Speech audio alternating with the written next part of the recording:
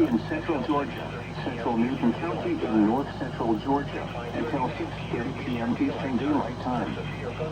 5:39 p.m. Eastern Daylight Time, a severe thunderstorm was located over Rocky Plains, or near Covington, moving west at 15 miles per hour. Hazard, 60 miles per hour in gusts and quarter-size hail.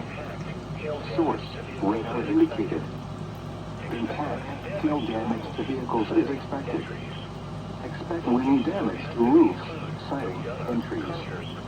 Locations impacted include McDonough, Conyers, Covington, Oxford, Porterville, Stewart, Ola, Worthville, Magnet, Almond, Richardson Park, Starkville, Centerville, Kellytown, Oak Hill, and Rocky Plains. For your protection, move to an interior room on the lowest floor of a building.